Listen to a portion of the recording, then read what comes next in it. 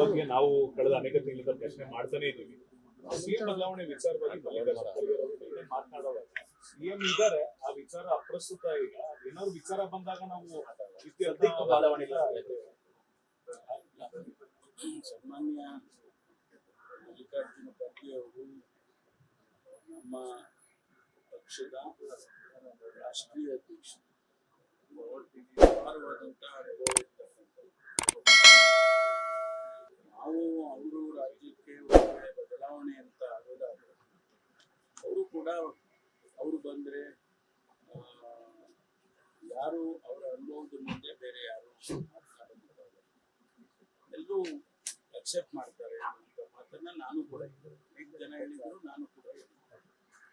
ಅದಕ್ಕೆ ಅವರು ಉತ್ತರ ಕೊಡ್ತಕ್ಕಂಥ ಸಂದರ್ಭದಲ್ಲಿ ಅವರು ತಿಳಿಸಿರ್ತಕ್ಕಂಥದ್ದು ಸದ್ಯಕ್ಕೆ ಮುಖ್ಯಮಂತ್ರಿಗಳಿದ್ದಾರೆ. ಅವರು ಮತ್ತೆ ಬದಲಾವಣೆ ಮಾಡೋದು ಅಂತ ಪ್ರಶ್ನೆ ಈಗಂತೂ ಸದ್ಯಕ್ಕಿಲ್ಲ. ಅದನ್ನು ಕೂಡ ನಾವು ಸ್ವಾಗತ ಮಾಡ್ತೇವೆ. ಯಾಕಂದ್ರೆ ಅವರು ಹೇಳಿದ ಮೇಲೆ ರಾಹುಲ್ ಗಾಂಧಿ ಅವರು, ಸೋನಿಯಾ ಗಾಂಧಿ ಅವರು ಮತ್ತು ನಮ್ಮ ವೇಣುಗೋಪಾಲ್ ಅವರು, ಸುರ್ಜೇವಾಲ ಎಲ್ಲ ಕುರಿತು ಮಾತನಾಡಿ ಎಲ್ಲೋ ಒಂದು ಕಡೆ ಅಭಿಪ್ರಾಯಗಳು ಬಂದಿರುತ್ತೆ ಅಂತ ನನ್ನ ಭಾವನೆ. ರೈಟ್ ಅವರು ಆದ್ರಿಂದ ಅವರು ಹೇಳಿದಂತ ಮಾತಿಗೆ ಬಹಳ ಪ್ರಾಮುಖ್ಯತೆ ಇರುತ್ತೆ ಅಂತ ಹೇಳಿ ನಾನು ಹೇಳ್ತೇನೆ. ಅದರಿಂದ ಅದು ಅಲ್ಲಿಗೆ ಮುಗಿಯುತ್ತೆ ಸದ್ಯಕ್ಕೆ.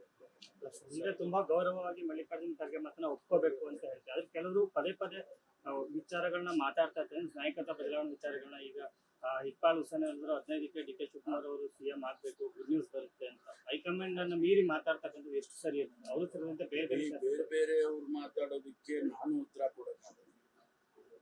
ಆದ್ರೆ ನಮ್ಮ ಅಭಿಪ್ರಾಯವನ್ನ ನಾವು ಹೇಳ್ಬೋದಲ್ಲ. ನಮ್ಮ ಅಭಿಪ್ರಾಯದ ಪ್ರಕಾರ ಅಖಿಲ ಭಾರತ ಕಾಂಗ್ರೆಸ್ ಪಕ್ಷದ ಅಧ್ಯಕ್ಷರು ನಮ್ಮ ಪಕ್ಷದಲ್ಲಿ is the supreme authority. Rahul Gandhi ಅವರು, ಸೋನಿಯಾ ಗಾಂಧಿ ಅವರು ಕೂಡ ಅವರು we call them as high command. ಆದ್ರಿಂದ ಆ ಹೈಕಮಾಂಡಿನ ಬಾಯಿಯಲ್ಲಿ ಮಾತು ಬರುತ್ತೆ ಅಂತ ಸ್ವಾಭಾವಿಕವಾಗಿ ಅದಕ್ಕೆ ನಾವು ಗೌರವ ಕೊಡೋದಷ್ಟೇ ಅಲ್ಲ, ನಾವು ಅಲ್ಲಿಗೆ ಮುಗೀತ ಅಧ್ಯಾಯ.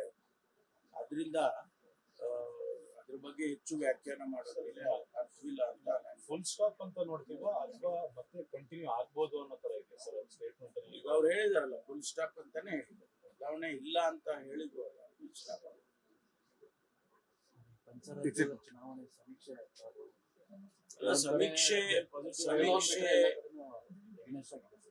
ಅಲ್ಲಲ್ಲ, ಸಮೀಕ್ಷೆ ಒಂದೊಂದು ಬಾರಿ ಹೇಗಾಗುತ್ತೆ ಅನ್ನೋದನ್ನ ನಾವು ನೋಡಿದ್ದೇವೆ, ಗ್ರೌಂಡ್ ರಿಯಾಲಿಟಿನೂ ನೋಡಿದ್ದೇವೆ. ಈಗ ನಮಗೆ ಕೇರಳದಲ್ಲಿ ನಮ್ಮ ಸರ್ಕಾರ ಬರುತ್ತೆ ಅಂತ ಹೇಳಿ ನಾವು ಆಶಾವಾದಿಗಳಾಗಿದ್ದೇವೆ. ಅಲ್ಲಿನ ಚುನಾವಣೆ ಪ್ರಕ್ರಿಯೆಯಲ್ಲಿ ನಮ್ಮ ರಾಜ್ಯದ ಅನೇಕ ಜನ ಮುಖಂಡರುಗಳು ಭಾಗವಹಿಸಿದ್ರು. ಅವರ ರಿಪೋರ್ಟ್ಗಳ ಪ್ರಕಾರ ನಾವು ಬರಲೇಬೇಕು. UPA ಸರ್ಕಾರ ಏನದು UPA ಸರ್ಕಾರ ಬರಲೇಬೇಕು. ಆ ರೀತಿಯಲ್ಲಿ ಅವರ ಅಸೆಸ್ಮೆಂಟ್ ಇದೆ. ಅಲ್ಲಿ ವೆಸ್ಟ್ ಬೆಂಗಾಲದಲ್ಲಿ ನಡೆದಿರ್ತಕ್ಕಂಥ ಘಟನಾವಳಿಗಳನ್ನ ನೋಡಿದ್ರೆ ನಿಜ ಭಾರತೀಯ ಜನತಾ ಪಾರ್ಟಿ ಮತ್ತು ಎಲೆಕ್ಷನ್ ಕಮಿಷನ್ ಯಾವ ರೀತಿ ಕೆಲಸ ಮಾಡಿದೆ ಅನ್ನೋದನ್ನ ಮಾಧ್ಯಮದಲ್ಲಿ ನೋಡಿರೋದು ನಾವ್ಯಾರು ಗೊತ್ತಿಲ್ಲ. ಆದರೆ ಕೆಲವು ಅಧಿಕಾರಿಗಳು ಇಲ್ಲಿಂದ ಅಬ್ಸರ್ವರ್ಸ್ ಆಗಿ ಹೋಗಿದ್ದಾರೆ. ಅವ್ರುಗಳನ್ನು ನಾವು ಮಾತಾಡ್ಸಿದ್ವಿ, ಏನ್ರಿ ಏನೋ ನಡೀತಾ ಇದೆ, ಏನ್ ನಡೀತಪ್ಪ, ಈಗ ಹೋಗಿದ್ರಲ್ಲ ಹೇಗೆ ಅಂತ. ಅವರು ಇಲ್ಲ ಸರ್, ಮೇಡಮ್ ಅವರು ಅವಕಾಶ ಇದೆ, ಬರೋ ಸಾಧ್ಯತೆ ಇದೆ ಅಂತ ಕೆಲವರು ಹೇಳಿದ್ದಾರೆ, ಕೆಲವರು ಮಿಕ್ಸ್ಡ್ ಫೀಲಿಂಗ್ ಇದೆ. ಅದರಿಂದ ನಮಗೆ ಗ್ರೌಂಡ್ ರಿಪೋರ್ಟ್ಸು ಹೆಚ್ಚು ಸಿಗದೇ ಇದ್ರು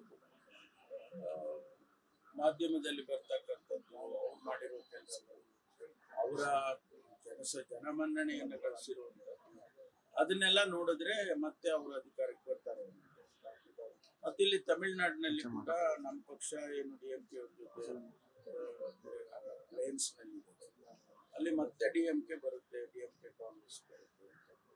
ಹಾಗಾಗಿ ಅಸ್ಸಾಂನಲ್ಲಿ ನಾವೇನು ಅಷ್ಟು ಆಶಾವಾದಿಗಳಾಗಿಲ್ಲ. ಅಸ್ಸಾಂನಲ್ಲಿ ಭಾರತೀಯ ಜನತಾ ಪಾರ್ಟಿ ಅಂತ ಬರುತ್ತೆ ಅಂತ ಹೇಳಿ ಎಲ್ಲ ಸಮೀಕ್ಷೆಗಳಷ್ಟೇ ಅಲ್ಲ, ಯಾರು ಯಾರು ನಮ್ಮ ಮುಂದೆ ಮಾತಾಡಿದ್ರು ಕೂಡ ಅದನ್ನ ಹೇಳ್ತಾರೆ. ಅದನ್ನ ನಾವು ಇದನ್ನ ಒಪ್ಕೊಂಡ ಮೇಲೆ ಅದನ್ನ ಒಪ್ಬೇಕಲ್ಲ. ಹಾಗಾಗಿ ಅಂತ ರಿಪೋರ್ಟ್ಸ್ ಎಕ್ಸಿಟ್ ಪೋಲ್ ಅವರು ನಾವು ಈ ಸರಿ ರಿಸಲ್ಟ್ ಕೊಡಕ್ ಆಗೋದಿಲ್ಲ, ಯಾಕಂದ್ರೆ ವೆಸ್ಟ್ ಬೆಂಗಾಲ್ ಜನ ಮಾತು ಆಡ್ತಿಲ್ಲ. ಈ ತರ ಪರಿಸ್ಥಿತಿಯಲ್ಲಿ ನಿರ್ಮಾಣ ಆಗಿದೆ, ಭಯದಿಂದ ಇರ್ಬೋದು, ಗೊಂದಲದಿಂದ ಇರ್ಬೋದು ಅನ್ನೋ ದಾಟಿಯಲ್ಲಿ ಇಲ್ಲ. ಈಗ ನಾವು ವೆಯ್ಟ್ ಮಾಡಿ ನೋಡೋಣ ಕೆಲವೇ ದಿನಗಳ. with respect to the statement made by Mallikarjun Kharge yesterday, he has claimed that the chief minister's post isn't vacant and there is no such talks as of now. And even if it is there, it will be on a later date. How do you see this? Shri Mallikarjuna Kharge ji is the head of our party in the country. With so much of political experience, more than 50 years, when he makes his statement, I respect that statement, whatever it is. It's not only now this time. As always, we respect that statement because he is our president and he is the head of the family. And there is Rahul Gandhi, there is Madam Sonia Gandhi, there is Venugopal Supriwala. All these people, we call them as High Command. I'm only positive that whatever statement made by the AICC president is with responsibility, and we need to respect that. Maybe so many MLAs, MPs, they make some statements here and there, but ultimately it is the High Command.